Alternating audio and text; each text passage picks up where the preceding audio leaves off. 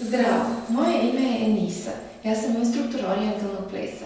Danas ćemo naučiti kako da pokrećemo bokove gore i dole. To je jedan od osnovnih i možda najjednostavniji pokret u ovom plesu. Znači jednostavno stanemo pravo i naizmenično savijamo i ispravljamo kolena.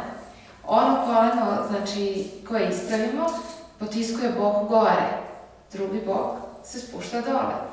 Promenimo. Bitno je da gornji deo tela bude miran, jer bi inače bilo ovako, a to nećemo, znači gornji deo tela je miran i samo bokovi se pomeraju gore dole. Ako stavite ruke na bokove, onda ćete osjetiti kako se klacka. Ili ako vežete maramu ovako, znači ne mora da bude ovakva zvecka, može najobičniji šal ili marama, ovako horizontalno, onda ćemo vidjeti kako se ta horizontalna linija pomera, klacka se. Ono što je bitno kod ovog pokreta da zapamtimo jeste da ne želimo da idemo skroz u stranu, znači nećemo da se naslonimo ovako na jedan i drugi bok, nego ostajemo u sredini. Znači bok samo ide gore, dole, ne izbacujemo bok sa strane.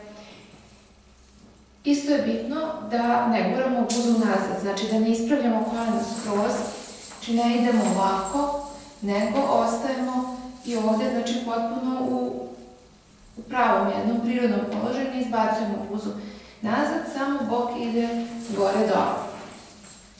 Kada se ovaj pokret usitni i ubrza, onda dobijemo ovaj treperavi pokret koji je svima toliko poznat.